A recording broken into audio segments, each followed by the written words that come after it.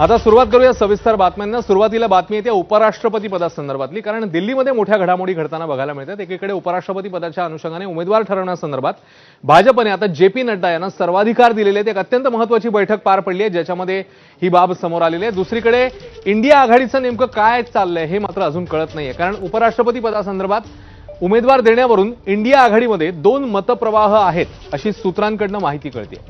दरम्यान इकडे बैठक झालेली आहे ती भाजपचे राष्ट्रीय अध्यक्ष जे.पी. नड्डा, त्यासोबतच संरक्षण मंत्री राजनाथ सिंग आणि अन्य महत्त्वाचे नेते या बैठकीला उपस्थित होते, जिकडे सर्वाधिकार जे ते नड्डा यांच्याकडे देण्यात आले। तर निवडणूक बिनविरोध होणार की चुरस रंगणार हे आता इंडिया आघाडीवरच त्यामुळे अवलंबून आहे। इंडिया आघाडीच्या आजच्या बैठकीत उपराष्ट्रपती पदाच्या निवडणुकीवर चर्चा होण्याची शक्यता आहे। सूत्रांच्या माहितीनुसार 2 मतप्रवाह आहेत।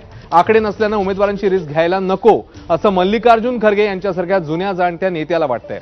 दुसरीकडे सरकारला मोकळी वाट द्यायला नको असं काही नेत्यांचं म्हणणं आहे। त्यामुळे इंडिया आघाडीचं नेमकं काय ठरतंय याकडे आता सगळ्यांचंच लक्ष आहे।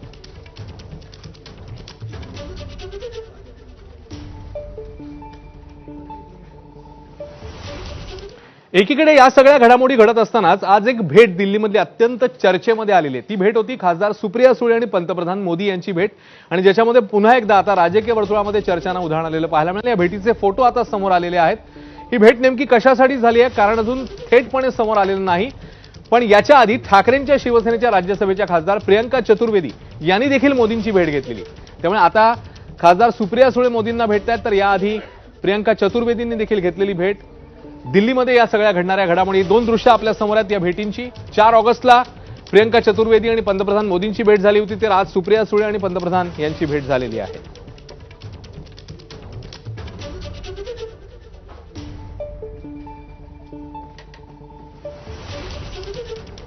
त्यामुळे या 2 भेटींची आता चांगली चर्चा, खास करून आज जी भेट झाली त्या पार्श्वभूमीवर नेमकं काय घडतंय। संदीप रामदासी आपल्यासोबत आहेत। संदीप, या 2 भेटी आता फोटो तर समोर आलेलीच आहेत आणि त्याला पार्श्वभूमी ही आहे की उपराष्ट्रपती पदाची एकीकडे निवडणुकीची देखील हालचाली सुरू झालेल्या आहेत। उमेदवार कोण या संदर्भात सगळ्या गोष्टी एकीकडे सुरू असताना आज इंडिया आघाडीची बैठक असताना या 2 भेटी होतात। या 2 भेटींकडे कसं पाहायचं, नेमकं काय चालू आहे? आपण एक बघायला पाहिजे अश्विन, ते म्हणजे या दोन्ही महाराष्ट्रातल्या ज्या खासदार आहेत सुप्रिया सुळे आणि प्रियंका चतुर्वेदी, या त्या शिष्टमंडळाचा सुद्धा भाग होत्या की जे ऑपरेशन सिंदूर नंतर वेगवेगळ्या देशांमध्ये जगभरातल्या गेलं होतं।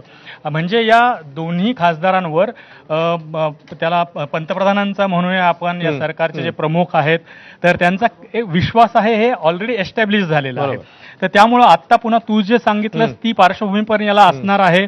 त्यानंतर आता ऑफिशियली जे कारण सांगण्यात येत आहे की सुप्रियाताईंनी सांगितलंय की त्या नॅशनल हँडलूम डे होता, त्यानिमित्त त्या भेटायला गेल्या आणि त्यांनी खरगेजींची त्यानंतर सोनिया गांधींची सुद्धा भेट घेतली। ते फोटो सुद्धा मला असं वाटतं की त्यांनी पण ट्विट केले किंवा त्यांनी त्यांच्या व्हॉट्सअप स्टेटसला सुद्धा हे ठेवलेले आहेत।